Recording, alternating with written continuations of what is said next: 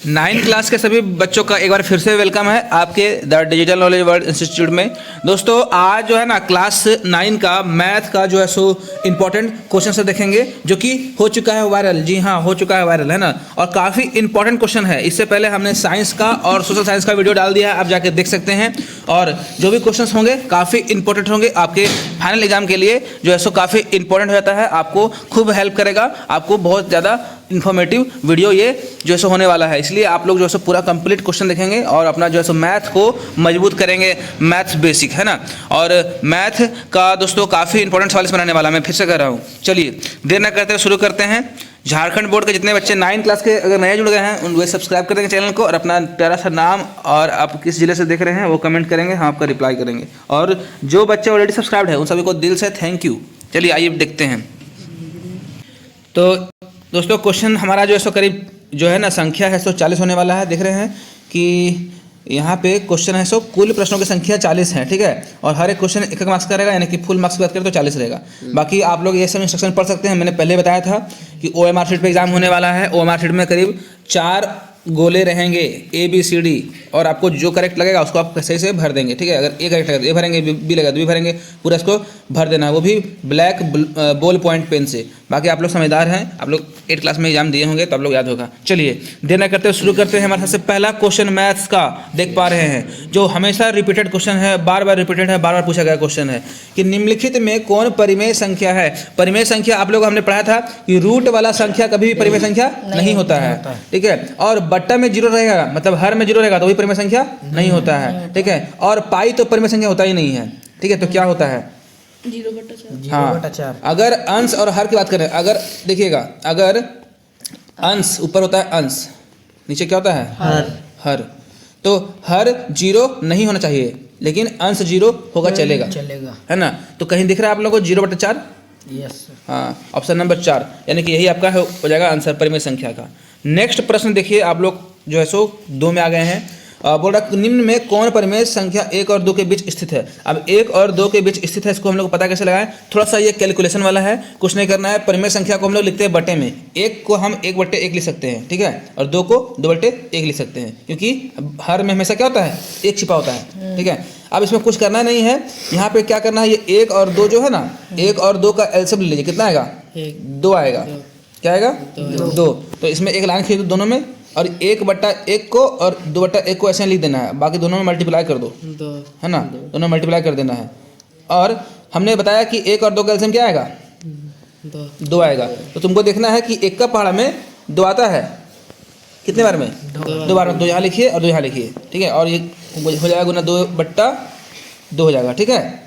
अच्छा नेक्स्ट क्या है, 1 का पहाड़ा में 2 आता है, कितना बार में 2 बार में। तो 2 यहाँ लिखना है, 2 यहाँ लिखना है, तो क्या हो जाएगा ये 4/2, ठीक है। अब आप लोग को देखना है कि 2/2 आया और 4/2 आया, तो 2 से 2/2, 3/2 और 4/2 आप लोगों को देखना है। इसको मैं मिटा रहा हूँ, ठीक है। पहला क्या आया 2/2 आया, और दूसरा क्या आया 4/2 आया। इसी के बीच में परिमेय संख्या निकलेगा, तो 2/2 के बाद क्या आएगा 3/2 आएगा, फिर 4/2 हो गया, है ना। तो हम लोग फर्स्ट वाला और सेकंड वाला नहीं लेते हैं, मतलब जिसके बारे में पूछा है उसको नहीं लेंगे, जिसके बीच में पूछा है उसको नहीं लेंगे। 1 और 2 के बीच में हम लोग नहीं लेंगे। बाकी मतलब कहने का मतलब 1 का हमने निकाला 2/2, और 2 का कितना निकाला 4/2, तो बस बीच में क्या निकलेगा, बीच में 3/2। तो यही परिमेय संख्या हो गया। मतलब बीच वाले को निकालना पड़ता है। बीच में आपको 3/2 कहीं दिख रहा है, ऑप्शन नंबर बी, यानी कि B, यानी कि 2 दिख रहा है 3/2, ठीक है। चलिए बहुत ही इंपॉर्टेंट सवाल था। 3 नंबर क्वेश्चन। 0 पॉइंट बोला जा रहा है कि 6 पे बार लगा हुआ है, ठीक है। इसको हम लोग बोलते हैं कि 0 पॉइंट, यानी कि 6 6 6 6 6 ये बढ़ते चला जाएगा, है ना, कभी खत्म नहीं होगा। इसका मतलब ये होता है ऊपर में जो बार लगा हुआ उसका मतलब 0.6 का बार का मतलब क्या होता है रिपीटेड किया हुआ 6।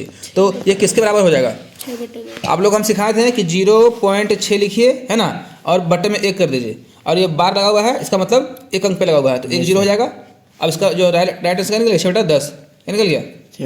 और जरूरी नहीं है कि 6/10 होगा, फिर काट के देखना है, कटता है क्या 2 3 6 2 5 10। अब क्या आएगा 3/5। तो उस समय भी आप लोग देखे थे कि 6/10 आया था ना, अब आ गया 3/5। अब 3 ऑप्शन सही लेंगे 4 ऑप्शन सही लें 3/5 4 सर। और इसका आंसर क्या हो जाएगा। तो हम लोग के पास दो ऑप्शन दिख रहा है, 6/10 दिख रहा है और 3/5 दिख रहा है। तो देखिएगा परिमेय संख्या को काटने के बाद जो फाइनल बचेगा ना वही आंसर हो जाएगा। तो क्या हमारा बचा कट के, यहाँ 3 और यहाँ पे 5 बचा, यानी कितने मीटर 5 बचा, तो यही हमारा आंसर हो जाएगा। ठीक है, इसीलिए हम लोग जो है सो ऑप्शन नंबर 4 करेंगे, ऑप्शन नंबर 4 करेंगे। ठीक है, 6/10 होता अगर ये ऑप्शन नहीं होता, ये ऑप्शन नहीं होता, ये ऑप्शन नहीं होता तो। ठीक है, तो इसलिए क्या हो जाएगा सर 4 हो जाएगा। चलिए सवाल नंबर हम लोग देखते हैं चौथा नंबर सवाल का देख रहे हैं क्या है। देखिए बहुत ही इंपॉर्टेंट सा क्वेश्चन है। क्या लिख रहा है, 32 पे पावर 2/5 किसके बराबर है। तो कभी भी ऐसा सवाल आए ना तो संख्या देखो, इसको बोलते हैं बेस। बेस मतलब आधार। 32 क्या हो जाएगा हमारा आधार, 32 हमारा क्या है आधार, और ऊपर क्या है 2/5। आधार को फैक्टर करना है, आधार को करना है तोड़ना है, तो फैक्टर करेंगे। 32 को काटो, 2 का 12 से 16 बार में, फिर 2 का 12 से 8 बार में, फिर 2 का 12 से 4 बार में, फिर 4 यहाँ लेते हैं। ठीक है, 2 का 12 से 2 बार में, नहीं 2 के को आया 1 2 3 4 5, 2 5 आया, याद रखना है 2 के को आया 5 को। यानी कि हम 32 का पावर 2/5 था, तो क्या हम 32 को 2/5 ले सकते हैं।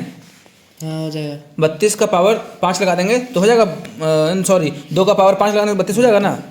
हाँ, फिर गुना क्या हो जाएगा यहाँ पे 2/5, मतलब एक पावर ऑलरेडी दिया था, पावर मतलब घात, एक घात दिया था, एक घात हमने बनाया कैसे 32 का फैक्टर कर दिया, तो 5 बार निकला 2, तो 5 घात चढ़ा दिए। अब 5 काट दो, है ना, क्या बच गया 2 पे पावर 2। अब 2 का स्क्वायर क्या होता है, 2 गुना 2 4। तो कहीं 4 दिख रहा है ऑप्शन में, 4 का ऑप्शन 4 में ही है ना, मतलब 4 नंबर ऑप्शन ही सही हो जाएगा। तो क्वेश्चन नंबर 4 का आंसर 4 हो जाएगा। ऑप्शन नंबर डी बोल दो, ऑप्शन नंबर 4 बोल दो। चलो नेक्स्ट सवाल देखो, नेक्स्ट सवाल, निम्न में कौन बहुपद है। बहुपद का एक फॉर्मूला होता है कि बहुपद जो है ना हमेशा रहेगा ऐसे, x² प्लस ax और प्लस मुझे खाना है, सॉरी बहुपद आता है हमारा ax² plus bx plus c के फॉर्म में, है ना। इस फॉर्म में है क्या दिख रहा है। तो क्वेश्चन नंबर जो है ना 5 का आंसर जो हो जाएगा, एक मिनट समझना है आप लोगों कि बहुपद में जो है सो ये भी चीज़ें होता है कि देखना पड़ता है। एक मिनट समझिएगा, रूट में कभी भी इसको बोलते हैं ABCD का लेटर XYZ ABCD, यानी कि रूट के नीचे में ABCXYZ कभी नहीं आता है, जहाँ जो आ गया वो बहुपद नहीं होगा। ठीक है, ABCD XYZ रूट के अंदर नहीं रहना चाहिए। इसमें क्या है, रूट x क्या है, मतलब x रूट के अंदर ना है, ये बहुपद नहीं होगा।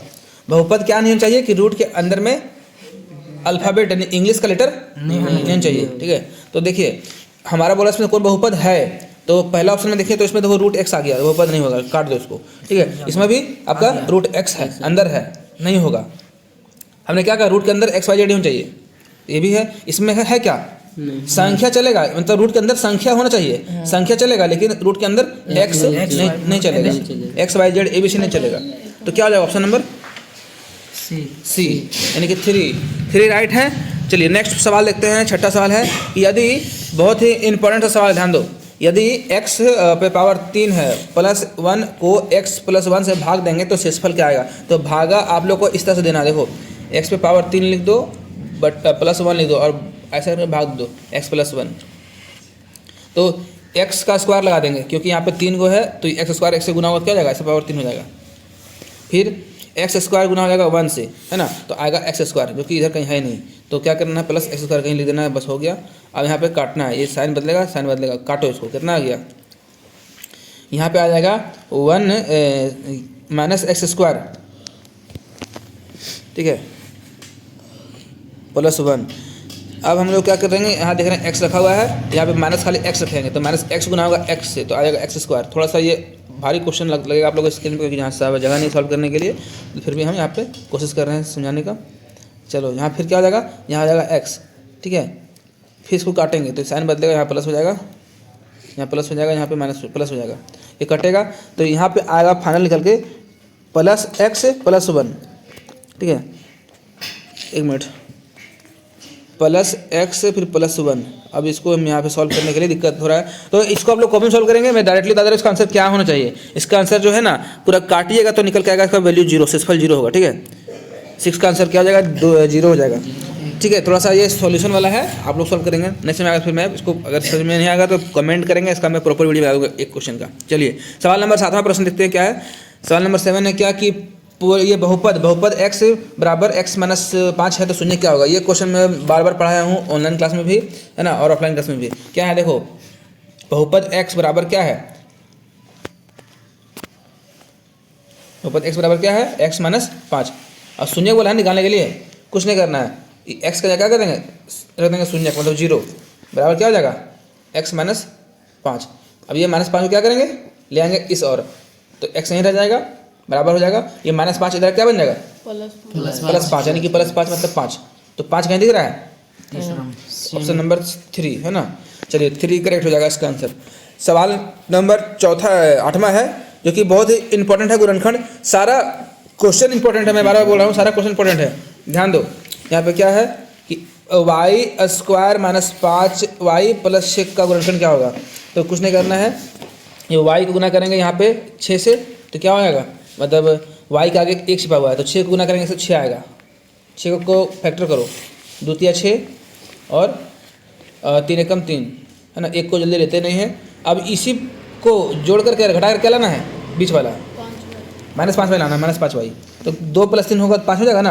हाँ। तो क्या करना है, वो भी माइनस में बोल रहा है, तो कोई बात नहीं, -2 और -3 कर देंगे, -5 हो जाएगा, तो y² से छोड़ देना है, ठीक है। अब -5y लाने के लिए क्या करेंगे, तो लिखेंगे -2y -3y प्लस 6 कर देंगे। अब इसमें से देखो कॉमन क्या देगा, इसमें 2 y है, इसमें 1 y है, तो 1 y बाहर दे देगा, बचा क्या चीज y, और यहाँ पे क्या बचा, संख्या बचा -2, ठीक है। इसमें माइनस है और ये प्लस है, तो माइनस प्लस माइनस, इसमें देखो 3 है, इसमें 6 है, तो 6 के पास भी 3 है, 3 दूनी 6 होता है ना, तो हम लिखने रहे, हम डायरेक्टली बता रहे हैं। तो 3 का पाड़ा में अगर पढ़ेंगे तो 6 2 में आता है, तो 3 ये भी देगा, 3 ये भी देगा, 3 बाहर कर देंगे, ठीक है। यहाँ बचा क्या, y और ये माइनस प्लस क्या हो जाएगा, माइनस, और यहाँ से 6 से हम 3 बाहर निकाल देंगे, बचा 2। तो देखो इसमें क्या हो गया, ये वाला ब्रैकेट, जब 2 ब्रैकेट कॉमन मिल जाएगा, y -2 और y -2 मिल गया, है ना। क्या करना है, y -2 को कॉमन लिख देना है, और एक बाहर क्या पड़ा हुआ है, बाहर पड़ा हुआ y -3, y -3 बाहर पड़ा हुआ है, ये आंसर हो जाएगा, यानी कि एक y -1 कर दिया, 2 हो गया, ये 2 है, तो y -2 और y -3 क्या दिख रहा है, ऑप्शन नंबर 3, y -2 y -3, ठीक है। यानी कि 8 का आंसर क्या हो जाएगा, 3 हो जाएगा। चलो सवाल नंबर देखते हैं 9वां क्या है। ये भी सवाल बहुत ही इंपॉर्टेंट है, एक सवाल के बार हम लोग पढ़े हैं, है ना, कि यहाँ पे जितना भी ऑप्शन दिया हुआ है सारे ऑप्शन को x और y में रख के देखना है, और 7 लाना है, क्या लाना है, 7 समझो। अगर हम x 0 रखते हैं, x 0 और y 0, तो 0 + 0 क्या 7 होगा, नहीं, तो ऑप्शन 1 गलती हो गया, ठीक है। अगर हम ये वाला रखते हैं, x रखते हैं 3 प्लस, है ना, y रखते हैं 0 बराबर 7 हो रहा है क्या, नहीं, तो ये भी ऑप्शन गलती हो गया, ठीक है। अब सुनो, अब x रखते हैं 0, मतलब x रखती हैं 0 और y रख दिए 4 बराबर 7 होता है क्या, नहीं, ये भी ऑप्शन गलती हो गया। अब हमारे पास चौथा ऑप्शन बच रहा है, यही हो जाएगा। एक बार चेक कर लेते हैं, x + y बोला है, x + y, तो x + y 3 + 4 कितना हो गया, 7, यानी कि ऑप्शन नंबर क्या हो जाएगा, 4 सही हो जाएगा। तो इसमें x बराबर 3 रखना पड़ेगा और y बराबर 4 रखना पड़ेगा, तो हमारा वैल्यू 7 निकल के आ जाएगा, 4 3 7 होता है ना। चलो सवाल नंबर 10वां देखो, 10वां सवाल भी वैसा ही है, x भी 0 है, y भी 0 है, तो किस समीकरण का हल है, वही उल्टा कर दिया, ठीक है।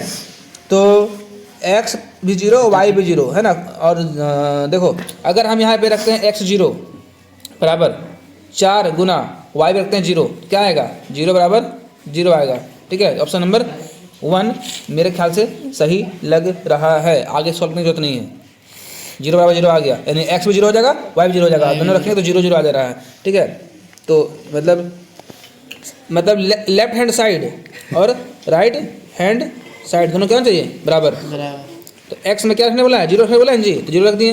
अब y में देखो क्या है, 4 गुना y, 0 बराबर 0 हो गया, यानी सही है, यानी ये सही है ना। अगर हम इसमें रखते हैं, इसमें तो देखो इसमें होता है क्या, इसमें 2 गुना x का मान रखते हैं 0 प्लस y का मान रखते हैं 0 बराबर 7, तो कहाँ हो रहा है, देखो 0 + 0 बराबर 7 हो रहा है, बराबर हो रहा है क्या, नहीं हो रहा है, यानी कि इधर 0 के साथ हो गया, लेफ्ट हैंड साइड और राइट हैंड साइड नहीं मिल रहा है, तो इसीलिए दूसरा नहीं होगा, आगे सॉल्व करने की जरूरत नहीं है, हमारा ऑप्शन नंबर 1 हो जाएगा। चलो सवाल नंबर देखते हैं 11। दिया गया आरेख बहुत ही इंपॉर्टेंट सा सवाल है, ये वाला है, ये ग्राफ वाला क्वेश्चन। देखो दिया गया आलेख किस समीकरण का है, तो यहाँ पर देखो जी, y बराबर x+2 और y बराबर x-2, y बराबर -x+2, y बराबर -x-2। तो अगर हम लोग देखें y को ले चलते हैं, तो y में क्या है, y में ये y लाइन है, ये x लाइन है। तो y में देखो, y में 0 और 2 दिख रहा है। हाँ। 0 2 में ये x 0 होता है, अब y होता है 2, 2 है ना। तो 0 2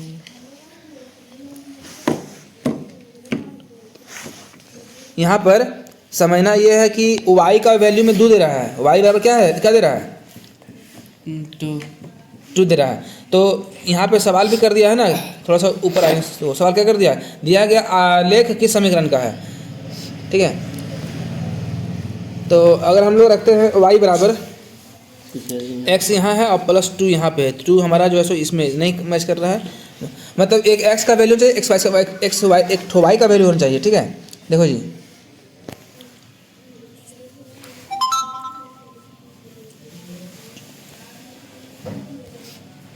इसमें सारे ऑप्शन दिया है y, ठीक है, सारे ऑप्शन y दे रखा है। तो हम लोग y के समीकरण को देखेंगे, तो y किसके बराबर हो सकता है। तो अगर ये y पे हम लोग लेके चले, तो y में हमारा x क्या है, x देखो y लाइन में क्या है, x 0 है ना, और y क्या हो जाएगा, 2 हो जाएगा। ये हमने पहले बताया था कि ब्रैकेट में क्या होता है, ब्रैकेट में जी, ब्रैकेट में पहला अंक होता है x, मतलब पहला नंबर x होता है और दूसरा नंबर क्या होता है, y होता है। तो यहाँ पे y में अगर हम लेके चलेंगे तो 0 आ रहा है, पहला 0, यानी कि x क्या है, 0 है, इसलिए 0 है। तो यानी कि अगर हम लोग देखेंगे तो इधर उल्टा नेगेटिव में आएगा, यानी कि -x हो जाएगा, ठीक है। और प्लस y में क्या है, y में बच गया 2, यानी कि x का वैल्यू जब 0 आ रहा है तो उसको नेगेटिव रखना है और बाकी 2 दे रखा है। तो इसका ऑप्शन इस तरह से 3 हो जाएगा, ठीक है, 3 वाला ऑप्शन राइट है। चलिए सवाल नंबर चलते हैं 12।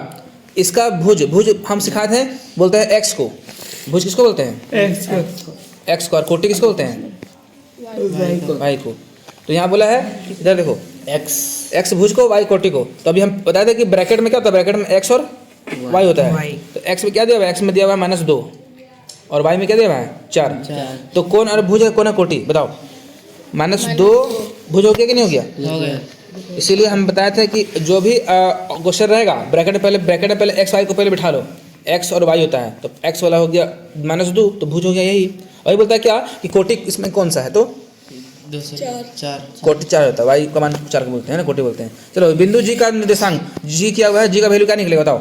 यहाँ g लिखा हुआ है, हाँ। तो पहले हम x लेते हैं, पहले हम x लेंगे, x लाइन में, तो 2 आ गया, -2 है ना। और फिर y लेंगे, क्या y में क्या दे रहा है, -2, 2 यानी कि 2 और -2 कहाँ दिख रहा है, नीचे ऑप्शन नंबर 4 नहीं, 2 और -2, ठीक है। चलिए सवाल नंबर 14 नंबर, बिंदु -2 और 4 अब कहाँ रहेगा स्थित। सबसे पहले ध्यान देना आप लोग कि ये होता है, एक रेखा होता है, आरेख होता है, ये x होता है, ये x डैश, मतलब ये x का गुना, ये x का निकलेगा निर्देशांक, यहाँ y का निकलेगा। तो इसको बोलते हैं पहला चतुर्थांश, इसको दूसरा, इसको तीसरा, इसको चौथा। 4 चतुर्थांश होते हैं, और चारों में क्या होता है, चिन्ह होता है। चिन्ह समझना क्या है, इसमें क्या होता है, इसमें क्या होता है, इसमें प्लस होता है, पता है, 1 2 3 4 5, इधर भी 1 2 3 4, यानी कि दोनों रहेगा क्या, प्लस, दोनों क्या रहेगा, प्लस, ठीक है। इसमें क्या होता है, इसमें होता है -1, इधर -1 -2 -3 -4, और ऊपर रहेगा प्लस, तो इधर रहेगा क्या, इधर रहेगा -प्लस, इधर क्या रहेगा -प्लस। थर्ड में क्या रहेगा, थर्ड में यहाँ पे माइनस रहेगा, थर्ड में 1 2, इधर 1 2 3 4, इधर भी माइनस, इधर 1 2 3 4, इधर भी माइनस, दोनों माइनस रहेगा। इसमें क्या रहेगा, माइनस। अब यहाँ क्या रहेगा, देखो इधर x में क्या है, प्लस, और y में क्या है, माइनस, यहाँ रहेगा प्लस माइनस। तो यहाँ पे क्वेश्चन दे रखा है -2, क्वेश्चन दे रखा है -2 और 4। देखो -2 4 मतलब समझ रहा है, ध्यान दो, -2 और 4 समझ रहा है, माइनस और ये प्लस है, -2 + 4, तो माइनस प्लस कहाँ दिख रहा है, बताओ। माइनस मेरा कहने का मतलब है कि क्वेश्चन दे रखा है -2 और +4, -2 और +4 दे रखा है, तो ये माइनस प्लस कहाँ दिख रहा है, इस ये क्या है, ये दोनों प्लस है, ठीक है। वो प्लस और ये क्या है, ये आपका यहाँ भी माइनस, यहाँ भी माइनस, ये माइनस हो गया, और ये माइनस प्लस देखो यहाँ पे है, है ना। चतुर्थांश 2, चतुर्थांश 2 में ये मतलब वैल्यू आएगा। 4 में भी तो वही था सर। नहीं, वो प्लस माइनस था। 4 में क्या था, प्लस माइनस था, है ना। x प्लस था, y माइनस था, लेकिन यहाँ पे क्या है, x माइनस है और y प्लस है। तो इस तरह से चतुर्थांश 2 में आएगा। ठीक है, ऑप्शन नंबर 2। सवाल नंबर चलते हैं 15 में बोल रहा है एक दिए गए बिंदु से होकर कितनी रेखाएं गुजर सकती हैं। एक बिंदु से अनंत, 1 2 3 4 जितना रेखा गुजरना है, यानी कि अनंत रेखा गुजरेगी। ऑप्शन नंबर हो जाएगा 4। चलिए सवाल नंबर देखते हैं 6। 20 का पूरक क्या होगा। पूरक हमने पढ़ाया है, के बार पूरक रहेगा तो 90 डिग्री से घटा देना है। तो 90 माइनस 20 कितना आएगा, 70 कहीं दिख रहा है। हाँ। Option number B. चलो सही है। अगर अब चलो ऐसा पूछेंगे, एक कोण की माप इसके संपूरक कोण के माप से दोगुनी है तो इसकी माप क्या होगी। ऐसा क्वेश्चन रहेगा। क्या करना है, क्या बोला, संपूरक बोला है ना, तो संपूरक है तो क्या करना, माना वह कोण क्या है, माना मतलब पहला कोण x पहला लीजिए। ठीक है, ये पहला है, पहला कोण क्या है, तो ऐसा लिखने में डिस्टर्ब हो रहा है। ये पहला है, पहला है ना, पहला कोण क्या है, x है। ठीक है, और दूसरा क्या हो जाएगा, दूसरा जो भी होगा, यह संपूरक बोला है, संपूरक से हमारा है मतलब 180 माइनस x हो जाएगा। दूसरा जो भी होगा, दूसरा जो भी होगा क्या हो जाएगा, 180 माइनस x। ठीक है, और ये जो वैल्यू रहेगा दूसरा कोण y रहेगा। मतलब दो कोण संपूरक में क्या होता है, दो संपूरक में क्या होता है, x प्लस y जोड़ के कितना चाहिए, 180। दो कोणों का योग कितना होता है संपूरक में, 180। तो हमने पहला जब x मान लिया तो दूसरा क्या मानेंगे, दूसरा मानेंगे y, और y क्या होगा, y 180 से x कम होगा। ठीक है, इतना करने के बाद जो है सो आपको लिखना है यहाँ पे x बराबर। ठीक है, और यहाँ पे क्या बोला है, दोगुना बोला है, तो क्या हो जाएगा, 2 गुना 180 माइनस x, है ना, और प्लस यहाँ पे मान तो दिया नहीं है, तो क्या बोला जा रहा है, एक कोण की माप इसके संपूरक कोण के माप के दोगुनी है। तो यहाँ पे मान दे नहीं रखा है, इसलिए हम लोग, ये थ्योरेटिकल क्वेश्चन है, हाँ थोड़ा समझना है। हमने पहला कोण मतलब संपूरक कोण क्या होता है जी, x प्लस वाई बराबर 180 डिग्री, ये आपको याद रखना है। तो मान लो कि पहला कोण x मान लिए, फर्स्ट कोण क्या है, वो हम डाल दे, फर्स्ट कोण क्या हो गया, x, सेकंड कोण क्या होगा, y, सेकंड कोण y होगा, और y जो भी होगा वो क्या होगा, 180 से x कम होगा, x कम होगा, यही ना होगा। तो क्या करना है, अब क्या करना है, x बराबर बोला दोगुना, है ना, इसके पूरक का दोगुना हो जाएगा, यानी कि 2 गुना, ठीक है, 180 क्या हो जाएगा, 2 गुना। पहले तो हमको करना है कि यहाँ पे संपूरक कोण होता है ना, संपूरक कोण कितना होता है, 180 डिग्री, वो लिख करके। ठीक है, और क्या बोला जा रहा है, इसके माप संपूरक कोण के माप के दोगुनी होगी, तो दोगुनी होगी यानी कि जो भी होगा यहाँ पे क्या करेंगे,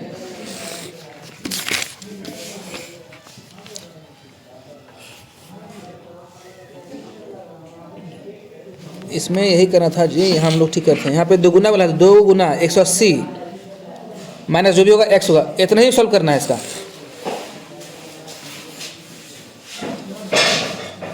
अब यहाँ पे क्या होगा कि ये गुना हो जाएगा, देखो 180 का गुना करेंगे 2 से कितना हो जाएगा, 360 माइनस 2 गुना करेंगे x से क्या हो जाएगा, 2x, और यहाँ पे कुछ ही है, यहाँ पे x है।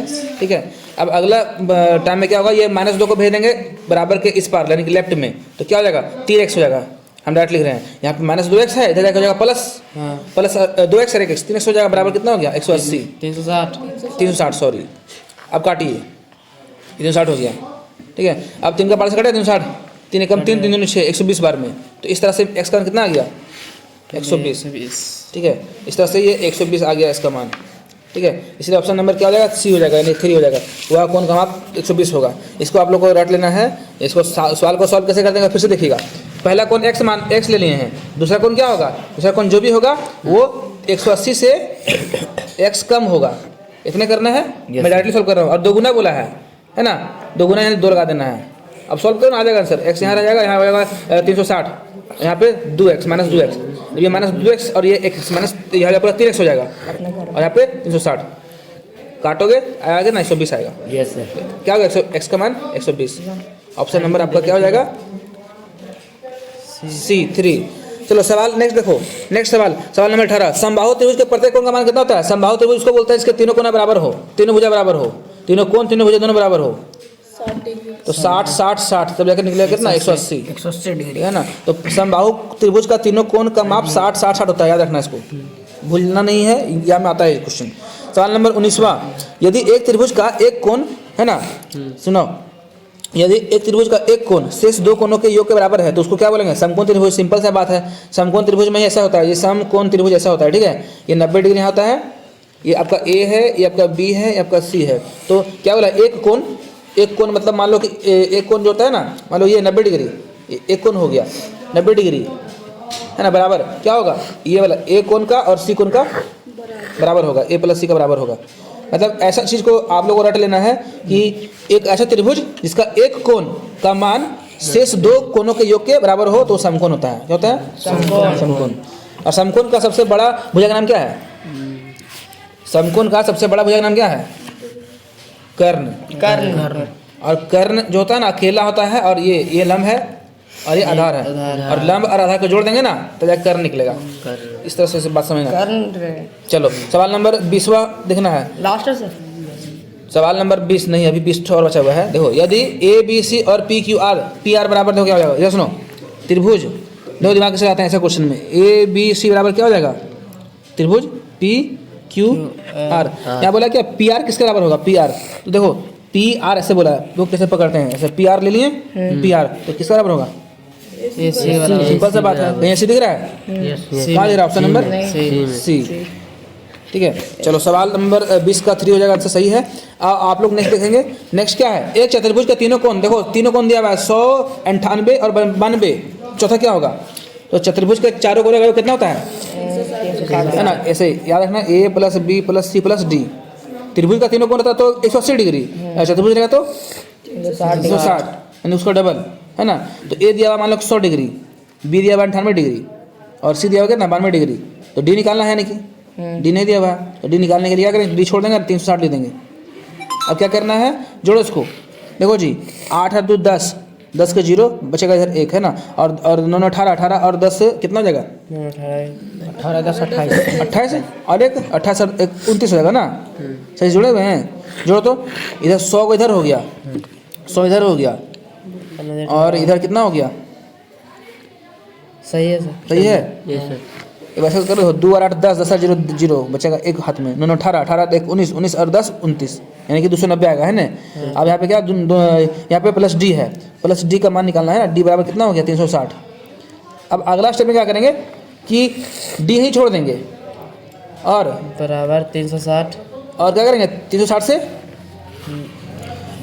से 290 हटा देंगे, मतलब ऐसा करके निकल के आएगा। अब घटाओ, 0 से 0 गया, 16 से जाएगा 9, 7 5 बचेगा ना। 16 से 9 जाएगा कितना बचेगा?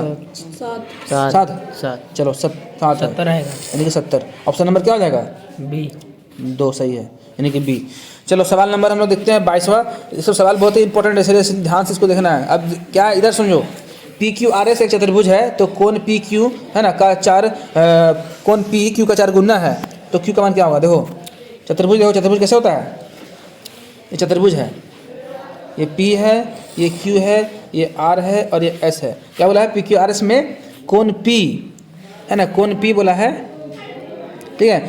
कोण क्यू का, यानी क्यू का 4 गुना है ना। कोण क्यू का क्या 4 गुना है? 4 गुना तो समझ आता है कि कोण पी कोण क्यू का 4 गुना, यानी कि 4 को क्यू है बराबर होगा तब जाके पी का बराबर करेगा, है ना। तो हम लोग क्या करेंगे? हर एक कोण कितना डिग्री होता है? तो क्यू का माप क्या होगा? तो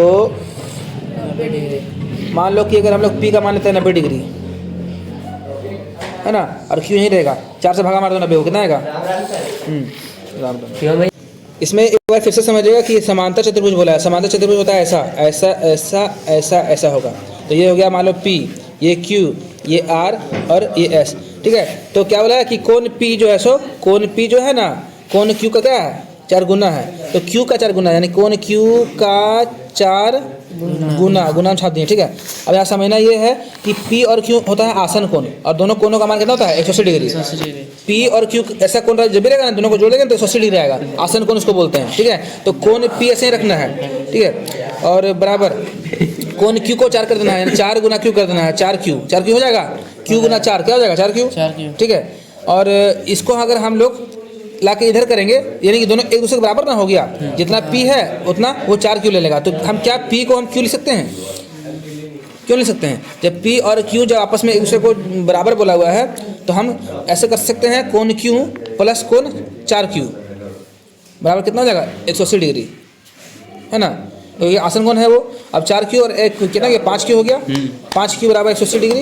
अब 5 के बाद काटो 180 कट जाएगा, 5 तिया 15, 16 17 18, 5 36, तो Q का मान कितना आ गया 36 डिग्री। ऑप्शन नंबर क्या हो जाएगा 3, ठीक है, ऑप्शन नंबर 3 हो जाएगा यानी कि सी। हाँ, तो सवाल हमारा जो है ना आ गए हैं 23वां, सम चतुर्भुज। पहले समझिए किसको बोलते हैं, सम चतुर्भुज ऐसा रहेगा, ऐसा ऐसा ऐसा ऐसा, यानी कि वर्ग भी बोल सकते हैं, दोनों को गुना कर दो, ये विकर्ण है, क्या है विकर्ण।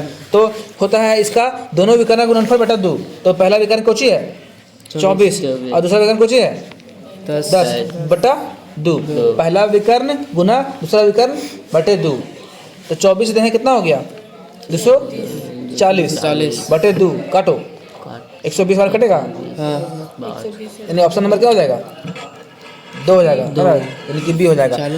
हाँ चालू है ना, चल रहा है, आप लोग का क्लास भी मतलब पढ़ाई भी हो रहा है और क्वेश्चन बन रहा है, दोनों हो रहा है। अगला क्वेश्चन ABCD। अब देखो ये जो लड़का बोला था ना, अभी यह बोला था कि समांतर चतुर्भुज का क्षेत्रफल क्या होता है, वो वाला सवाल अभी आ गया।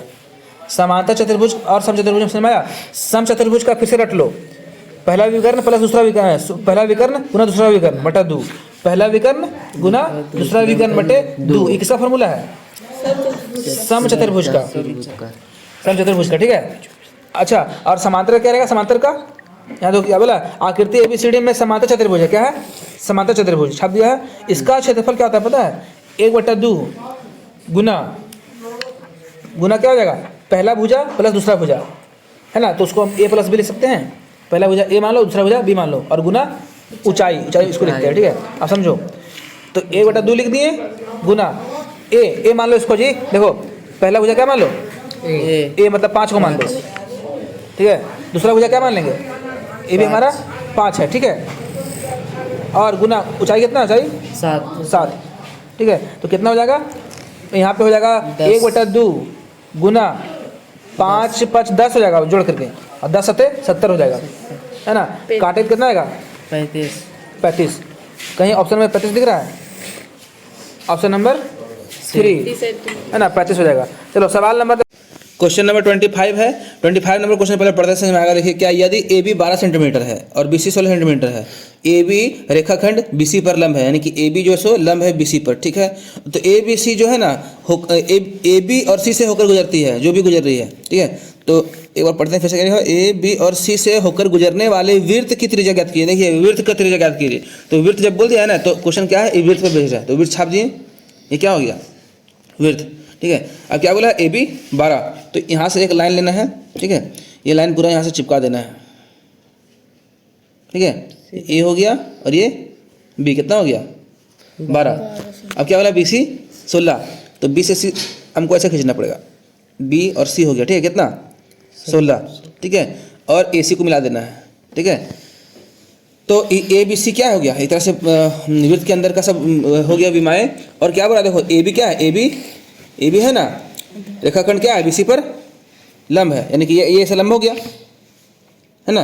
AB रेखाखंड BC पे कितना है, BC पे क्या ये लंब है, मतलब इधर से लंब हो गया ये 90 डिग्री, तो ये चलो क्या है कर्ण हो गया, क्या हो कर्ण, क्या हो गया कर्ण, ये हो गया आधार स्क्वायर, ये हो गया लंब स्क्वायर, ठीक है। तो देखो कर्ण का फॉर्मूला क्या होता है, कर्ण स्क्वायर बराबर आधार का स्क्वायर प्लस लंब का, कि लंब का स्क्वायर प्लस आधार का स्क्वायर, क्या होता है, कुछ भी करो कोई दिक्कत नहीं है, आधार करो चाहे लंब करो, आधार का स्क्वायर प्लस लंब का स्क्वायर। तो कर्ण हम लोग को पता नहीं, कर्ण हो जाएगा AC छोड़ देना ऐसे ही, आधार कितना है, आधार हम लोग 16 का स्क्वायर कर लेंगे, ठीक है, 16 का स्क्वायर और इधर लम कितना हो गया 12 का स्क्वायर, तो हम लिखते हैं डायरेक्टली AC स्क्वायर बराबर क्या आ जाएगा 16 का स्क्वायर 144, 12 का 144, सॉरी गलती उल्टा हो गया 256 हो जाएगा, 16 का 256 अरे 144 जोड़ेंगे कितना आ जाएगा 400। AC स्क्वायर इक्वल टू 400 हो गया।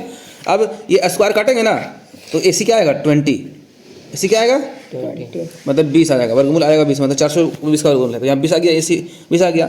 अब हम सब चीज़ को हम लोग क्या करते हैं बैक करते हैं। AC कितना आया 20 AC 20 आया, समझना है कि ये AC हमारा 20 आ गया, तो ये पूरा क्या ये व्यास है ना, ये AC क्या AC जो 20 निकला ना, ये AC क्या है विड्थ का व्यास मतलब डायमीटर है, डायमीटर के रूप में 20 निकला है ना। क्वेश्चन क्या पूछा, क्वेश्चन पूछा त्रिज्या, क्या पूछा त्रिज्या, तो त्रिज्या क्या हो जाएगा यहाँ से आधा हो जाएगा, आधा है ना, तो 20 का आधा कर दो 10 है ना, डायमीटर का आधा होता है रेडियस, तो 20 का आधा 10 हो गया, यानी कि त्रिज्या क्या हो जाएगा 10 सेंटीमीटर। सवाल नंबर जो है सो 25 हो गया। आइए 26 नंबर देखते हैं। बहुत ही इंपॉर्टेंट क्वेश्चन है, ये क्वेश्चन बार पढ़ाया गया है ऑफलाइन में भी और ऑनलाइन में भी। आकृति में यदि AOB 60 है, AOB यानी कि केंद्र अगर मान लो कि 60 है, तो इसका परिधि वाला कोण कितना होगा 30, सिंपल सा बात है ना, 60 का आधा कर देंगे, सिंपल सा बात 30 आ जाएगा। 30 कहीं दिख रहा है कहाँ है 3 नंबर। अगर यही पूछता अगर यहाँ पे देता 30, अगर परिधि में देता 30, अब पूछता AOB निकाले क्या होता है गुना कर देते 2 से है ना, डबल रहता है। चलो सवाल नंबर हमारा 27 करते हैं।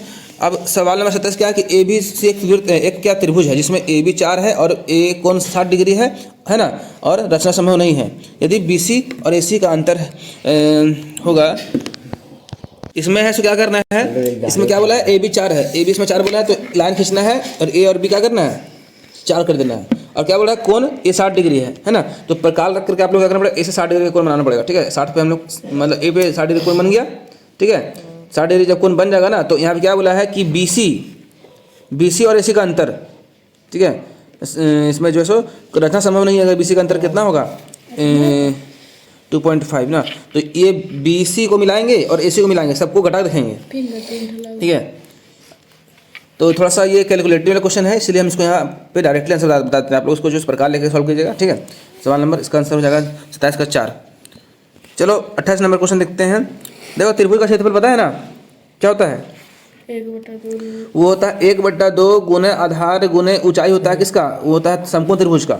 यहाँ पे देखो क्या दिया हुआ, यहाँ पे दिया हुआ 15 सेंटीमीटर 20 सेंटीमीटर और 25 सेंटीमीटर भुजा वाले त्रिभुज का क्षेत्रफल। ऐसा पूछेगा तो याद रखना हीरोन का सूत्र वाला है, ठीक है। तो सबसे पहले क्या करेंगे, निकालेंगे S अर्ध परिमाप, ठीक है, S मतलब अर्ध परिमाप क्या होगा A + B + C / 2। S आप लोग आता है निकालने ना, A + B + C / 2, तो निकालो इस पे। जब ये त्रिभुज का क्षेत्रफल बोलेगा तो पहले हम लोग S निकालेंगे, जब अगर 3 भुजा दे रहे अलग अलग तो 15 + 20 + 25 बटे कितना हो जाएगा 2, 25 और कितना हो जाएगा 10, 35 और 20 कितना हो गया 20 और 10 30, 30 40 50 55 हो जाएगा। तो 55 का आधा कितना हो जाएगा 55 का आधा 24.5 सही जुड़ा हुआ है 24.5 20 हाँ गलती जोड़ रहे तुमने 60 हो जाएगा 60 आएगा ना, 60 का आधा कितना हो जाएगा 30, नहीं 60/2 का आधा 30 आएगा, सिंपल सा बात 30 आ गया। तो हम लोग को याद रखना है क्या निकला 30, S निकला है कितना 30 निकला है। अब निकलेगा हीरोइन का सूत्र, क्या निकलेगा जी हीरोइन का सूत्र ना। चलो S A फिर S B S - C फिर S - C, ये हो गया हीरोइन का सूत्र। अब क्या करना है, S कितना है 30, अब 30 से घटाएंगे A कितना है, ये था हमारा 15 है ना, फिर 30, फिर B कितना था 20 एंड फिर 30, C कितना था 25 था C है ना, ये समझना थोड़ा सा। अब देखो यहाँ पे कैलकुलेशन करो कितना आएगा 15 30 गुना 30 जगह 15 फिर गुना 10 गुना 5 सब रहेगा आपका अंडर रूट में है ना। अब इसका फाइनल सब यहाँ निकालते हैं, फिर इसको मिटाएंगे। देखो कितना हो जाएगा 15 × 5 = 75, 75 तिया 75 तिया क्या 5 तिया 15, 5 हाथ में 1 7 तिया 22 ना, यानी कि 225। और जीरो के छोटा 0 1 को छोटा 2 यानी कि 22,500 आया। कितना है? 22,500। सही से फिर से करते हैं। 45, 45 या फिर 5 15 5 75, 75 दिया गया ना, 5 15 5 हाथ में 1 5 7 21 22, ठीक है। हाँ 22,500 आया, ठीक है। 22,500 क्या है रूट के अंदर? रूट 22,500। अब देखना ये है किसी का ये वर्गमूल है तो इसको क्या करना पड़ेगा? तोड़ना पड़ेगा। देखो 22,500 को तुम लोग फैक्टर करोगे पूरा एकदम, देखो कि क्या कहाँ तक जाता है आंसर, है ना। तो 2 का बड़ा से करते हैं, 2 एकम 2, 2 एकम 2, 2 दूनी 4, 2 5 10 0। फिर दूसरे करते हैं 2 5 10, 2 6 12, 2 दूनी 4, 2 5 10। अब 5 से करते हैं, 5 एकम 5, 5 एकम 5 और 5 गुना 10 5 25, ठीक है। फिर करते हैं 5 से, कितना आएगा? फिर 5 दूनी 10, 11 5 दूनी 10 हो गया, 11 5 दूनी 10 फिर से होगा, फिर 5 25, फिर कैसे किसे लगेगा? फिर 5 से, 5 चौका 20, 25 25, ये ना होगा। फिर 5 से, 5 9 45, 9 फिर 3, फिर क्या होगा? 9 से लाइन कितना में? 3 थी या 9, फिर अब नहीं लगेगा। अब देखो इसमें से जोड़ा लग रहा है, ये देखो ये 2 का 1 2 निकलेगा। जब 2 2 है तो 1 2 निकलेगा इससे, 1 5 निकलेगा इससे, हम यहाँ पे कर रहे हैं, ठीक है। तो 1 5 निकलेगा इससे, फिर 1 3 निकलेगा इससे, है ना। तो रूट ये तोड़ देगा।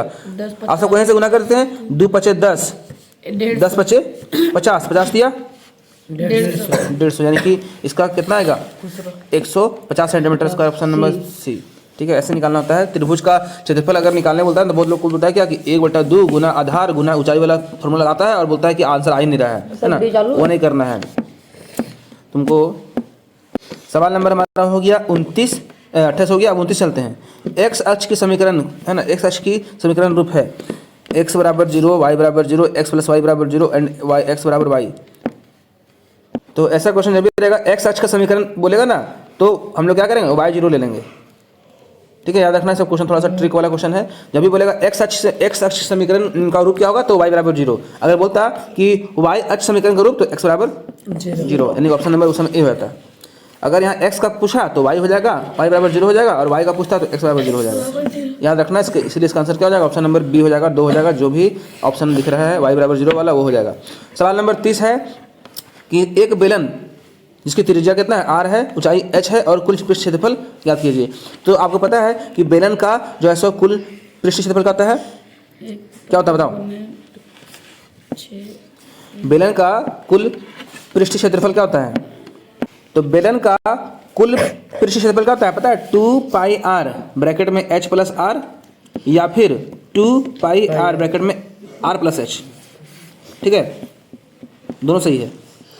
ऐसा कहीं देखो तो वही हो जाएगा कुल पृष्ठ क्षेत्रफल। अच्छा बोलता वक्र पृष्ठ क्षेत्रफल तो क्या होता है पता है? 2 पाई RH, यानी कि ऑप्शन नंबर ए हो जाता है, ठीक है। लेकिन वो नहीं है, यहाँ पे क्या है? कुल वाला है, तो कुल वाला के लिए फॉर्मूला ऑप्शन नंबर डी हो जाएगा, यानी कि 4, ठीक है। चलो अगला सवाल क्या है? 31 नंबर सवाल क्या है कि एक शंकु की त्रिज्या r/2 है और ऊंचाई जो 2l है, तो कुल पृष्ठीय क्षेत्रफल क्या होगा? शंकु का जो होता है कुल पृष्ठ क्षेत्रफल वो क्या होता है? तो शंकु का कुल पृष्ठ क्षेत्रफल क्या होता है पता है? पाई r ब्रैकेट में l प्लस r, ठीक है। यहाँ पे क्या बोल रहा है कि शंकु की त्रिज्या दिया है r/2 दिया है, ठीक है। तो पाई को छोड़ देना है सही, गुना त्रिज्या का जगह r/2 लिखेंगे, फिर ब्रैकेट ओपन करेंगे। अब तिरछी ऊंचाई क्या बोला है? 2l, ठीक है। और त्रिज्या कितना दिया हुआ है? r/2। अरे शंकु का जो होता है ना कुल पृष्ठ क्षेत्रफल वो क्या होता है? पाई r ब्रैकेट में l प्लस r। तो इसी पे हमको सेट करना है। पाई का बदले में पाई छोड़ दिए, त्रिज्या दे रखा क्वेश्चन में त्रिज्या दे रखा कितना पता है? r/2 लिख दिए। त्रिज्या को चाहिए दे रखा कितना? 2l, और फिर से आ गया फॉर्मूला में r, तो r का मान कितना है? r/2। इसको सॉल्व करो। सॉल्व करने के लिए क्या करना है कि पहले ब्रैकेट में घुसना है। ब्रैकेट में क्या करना है? यहाँ पे लेना है एलसीएम। 2 आ जाएगा एलसीएम, आएगा कि नहीं आएगा? नीचे 1 मान लेंगे तो अब 1 का पालन 2 कितना बार में? 2 बार में, 2 दूनी 4l हो जाएगा, ऊपर में हो जाएगा 4l, ठीक है, प्लस। अब देखो ये 2 कैंसिल हो जाएगा, बचाएगा खाली r, और यहाँ पे कुछ ही हो जाएगा, यहाँ पे हो जाएगा पाई इंटू r/2, ये इंटू है ना। अब क्या करना है? इसको सॉल्व करना है अगला स्टेप में। तो इसको हम लोग निकालेंगे, थोड़ा सा इसको हम छोटा सा सॉल्व करते हैं, ठीक है। ज़्यादा बड़ा सॉल्व हो गया है। तो पाई का बदले हम लोग 22/7 रखे थे कि नहीं रखे थे। फिर आर में क्या रखें, r/2, क्योंकि क्वेश्चन में r/2 रखा है ना त्रिज्या। फिर l + r होता है फॉर्मूला में, l कितना दिया हुआ है 2l, और r का फॉर्मूला r कितना दिया हुआ है r/2 दिया हुआ है। मतलब ये जो बोला है क्वेश्चन में बैठा देंगे। अब क्या हो जाएगा कि अगर ब्रैकेट को सॉल्व करेंगे ना तो आ जाएगा एलसीएम 2 और ये 2 दूनी 4l ऊपर हो जाएगा, प्लस यहाँ 2 कैंसिल होगा, बचेगा r। ठीक है, यहाँ पे क्या हो जाएगा 22/7 इंटू r/2। अब यहाँ क्या करना है, यहाँ करना है क्रॉस मल्टीप्लाई। ठीक है, 22/7 ऐसे ही रहेगा। मतलब हम लोग 22/7 को हम लोग जो है ना कुछ करेंगे नहीं, पाई ले देते हैं डायरेक्टली, उसका सोल्यूशन नहीं करना है। ठीक है, तो हम लोग डायरेक्टली 22/7 को हम लोग पाई ले सकते हैं, पाई ले देते हैं, इंटू r/2, r गुना होगा 4 से, तो क्या हो जाएगा 4rl हो जाएगा बटे क्या हो जाएगा 2। इसमें हम लोग एक काम करते हैं ना, देखो इसमें हम लोग एक काम करते हैं, थोड़ा सा इस तरह से तुम लोग कन्फ्यूज ना करो, इसीलिए देखो क्या करना है। सो ये 22/7 को हम पाई लिख दिए, ठीक है, और इंटू r/2 को हम छोड़ दिए सही। ठीक है, अब 4l को क्या लिख सकते हैं, 4l/2 लिख सकते हैं, प्लस r को r/2 लिख सकते हैं। ये हो गया। अब इसको सॉल्व करो, तुम लोग आंसर आ जाएगा। देखो पाई को छोड़ देना ऐसे ही, और r गुना होगा 4l से, तो क्या हो जाएगा 4rl बटे 4 हो जाएगा, होगा ना, यहाँ पे 2 दूनी 4 हो जाएगा, ये हो जाएगा। फिर ये गुना होगा इससे, तो r यहाँ r है, यहाँ पे r है, तो क्या हो जाएगा r² हो जाएगा, r² r² / 4 प्लस r² बटे 4। अब देखो कोई कटता तो काटो, ये देखो कटे, ये क्या पता है 4 से कट गया, ठीक है, ये कट जाएगा, और क्या कटेगा यहाँ पे जो है ना निकालना है r/4 है ना, तो देखो इसमें ये प्लस है, क्या है तो प्लस के इधर वाला और इधर वाला में कॉमन क्या कॉमन मिलता है, कॉमन पहले ब्रैकेट खोलेंगे, पाई तो हमारा बाहर रहेगा। ठीक है, ये हमारा था ऑलरेडी। अब देखो इसमें भी इसमें एक r है, इसमें भी 2 r है, तो एक r बाहर दे दिया, बचा क्या यहाँ पे खाली l बचा, क्या बचा यहाँ पे l बचा, प्लस यहाँ पे 2 का r था तो एक बार बचा, और बटा कितना यहाँ पे 4 बचा, तो हमारा फाइनल निकल के आ गया आने वाला फॉर्मूला, यानी कि ऑप्शन नंबर 2। पाई। ठीक है, थोड़ा सा सॉल्व करना पड़ेगा, खुद समझ में आएगा, समझ में नहीं आएगा। चलिए सवाल नंबर 31 का 2 हो जाएगा। 32 का आते हैं। एक बेलन की त्रिज्या इतना है और बेलन का ऊंचाई इतना है, तो बेलन का आयतन क्या होगा, बेलन का आयतन क्या होता है, तो बेलन का आयतन होता है क्या, पाई r² h, पाई बोले तो 22/7, ठीक है, r² मतलब 20 का स्क्वायर, यानी कि 20 का स्क्वायर कितना हो जाएगा 400, और h कितना है, h दिया 7 से 7 कैंसिल हो गया। अब 42 चौक 88, और 88 पे 00, यानी कि 8800 कहीं दिख रहा है, कहाँ है डी, यानी कि ऑप्शन नंबर हो जाएगा 4। ठीक है, चलो सवाल नंबर 33 में देखो दिया हुआ है 3 को दिया हुआ है भुजा, लंबाई गुना चौड़ाई गुना ऊंचाई। ठीक है, और कमरा बोल दिया ना, कमरा यानी घनाभ है, क्या है सबसे लंबे डंडे की लंबाई, मतलब बोल रहा है कि एक कमरे में जो है ना, एक कमरे का आपका ये दिया हुआ विमाएँ, तो एक कमरे में एक मतलब डंडा रखा जाना है, एक दो क्या लिखा हुआ है, विमाएँ वाला सबसे लंबा डंडा रखा जाना है। अरे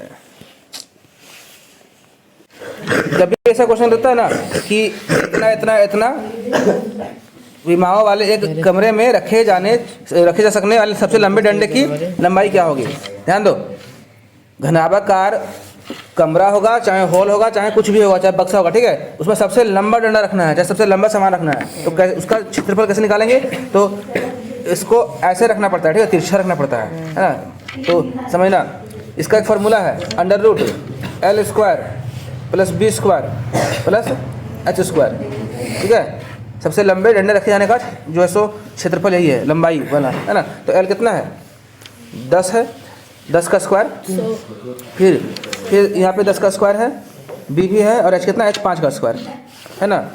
तो अब हम लोग सिंपल लिखते हैं, 10 का स्क्वायर कितना हो जाएगा 100 + 100 हो जाएगा, 15 और प्लस 25 कितना हो जाएगा 225, कितना आएगा 225, यानी कि √225, 15 का स्क्वायर, है ना, तो क्या आएगा 15 का स्क्वायर, यानी कि 15 वर्गमूल है इसका, तो 15 कहीं दिख रहा है, 15 मीटर होगा, सबसे लंबा डंडा का लंबाई कितना होगा 15 मीटर। चलिए सवाल नंबर 33 हो गया। 34 चलते हैं। ये वाला अब पढ़ाए थे, देखो बारंबारता पूछ रहा है, 7, 8, 9 वाला में है ना, आंकड़ों में 8 की बारंबारता क्या है, मतलब 8 का फ्रीक्वेंसी कितना है ना, तो हम लोग क्या करेंगे, पहले देखेंगे कि 8 गिनो कितना है, 1 8 है, 2 8 है, 3 8 है, 4 8 है ना, क्या हो जाएगा आंसर 4 ऑप्शन नंबर 4, ठीक है।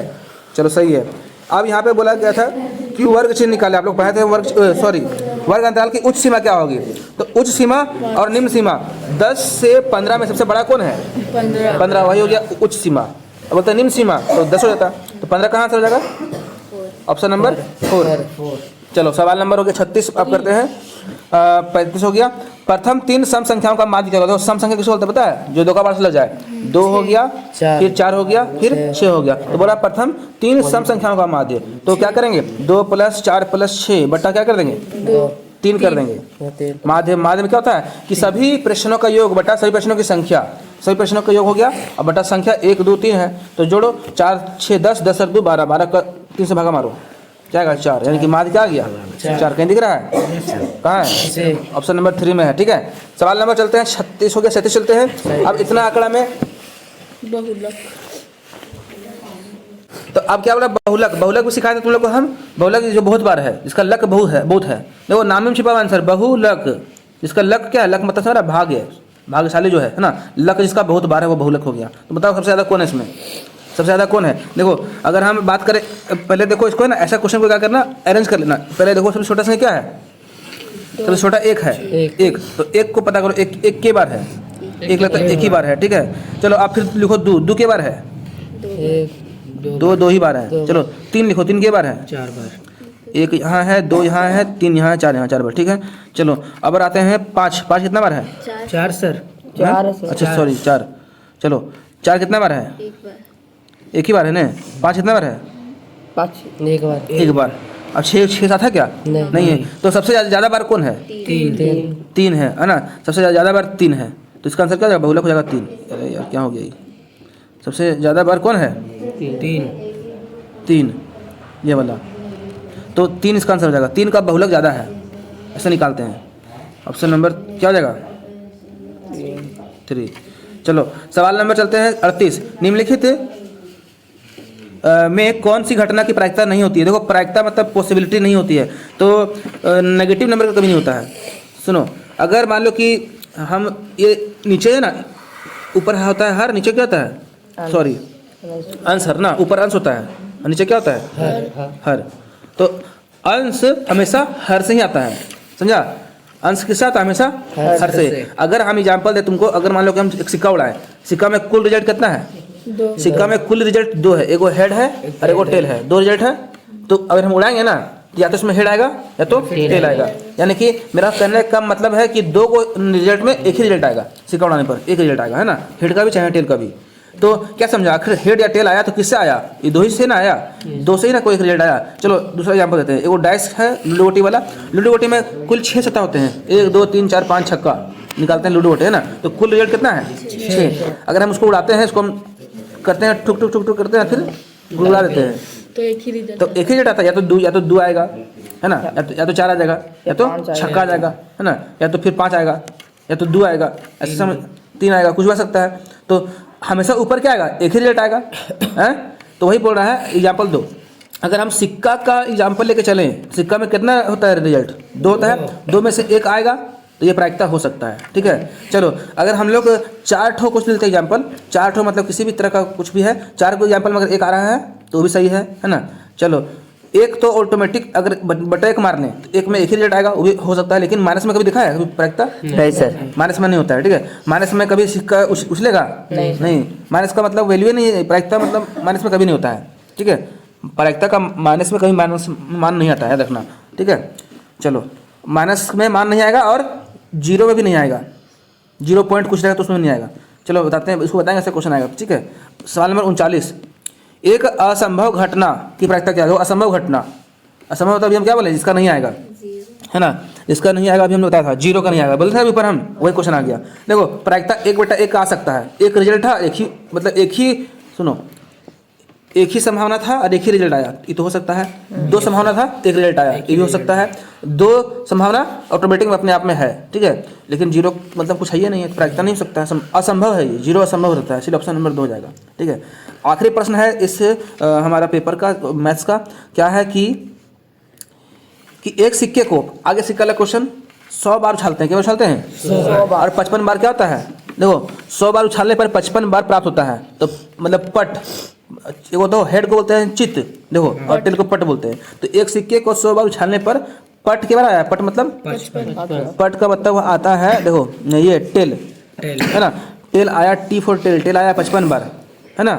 तो बोल रहा है कि अगर पट मतलब हेड आने की संभावना कितना होगा, हेड मतलब कितना रहेगा, 45 बार। हैं? 45 बार। ऑप्शन नहीं है 45। जीरो जीरो आएगा। 0.55 नहीं, ऐसा नहीं होता, रुको। इसमें सवाल क्या कर दिया है कि एक सिक्के को 100 बार उछालने पर पट 55 बार प्राप्त हुआ है। अरे तो देखो क्वेश्चन हमने उल्टा पढ़ दिया जी, देखो कैसा सवाल किया है। पट 55 बार आया तो पट की प्रायिकता क्या होगा, 55 ना होगा। हाँ, चित बोलता तो आता 45, 55। मतलब दो बार टेल कर दिया क्वेश्चन में, है ना। एक बार देखो समझो, फिर से हम मिटा रहे क्वेश्चन को, ठीक है। यहाँ क्या बोला कि टेल आया 55 बार, है ना। फिर बोला कि फिर ये टेल विल भी, यानी कि टेल का प्रायिकता पूछ दिया, मतलब टेल का ही पूछ रहा है, तो कुछ नया नहीं पूछा है, वही आएगा जो आया सो वही आएगा, 55 आएगा। 55 ही आएगा, ठीक है। अगर ये वही बोलता पट के क्या करते, चित कर देता, चित आने की प्रायिकता क्या करते हैं, 45 करते हैं, है ना। चलो 100 बार में अगर मान लो कि पट आ गया 55 तो चित आएगा 45, मतलब टेल आ गया 55 तो हेड आएगा 45, है ना। तो ऐसा नहीं है, वही क्वेश्चन रिपीट कर दिया, ये मतलब कन्फ्यूज किया थोड़ा देर के लिए हम लोग को। तो सवाल हमारा 40 कंप्लीट हो गया है। तो इसी तरीके से हम लोग जो है सो अगले पेपर को लेकर के आ रहे हैं। जितने बच्चे नए जुड़े हैं चैनल को सब्सक्राइब कर लीजिएगा और वीडियो को लाइक कीजिएगा और अपना प्यारा सा कमेंट जरूर कीजिएगा, अपने झारखंड के किस डिस्ट्रिक्ट से देख पा रहे हैं। बाकी हम लोग क्वेश्चन लगातार अब यहाँ पे लाएंगे क्लास 9 का, ठीक है। तो सभी को यहाँ पे सपोर्ट दिखाना है एंड सभी को all the best for the examination and take care. और सभी लोग जो है सो अपने दोस्तों में शेयर कर दें इस वीडियो को। चलिए दोस्तों, मिलते हैं, सभी को जोहार।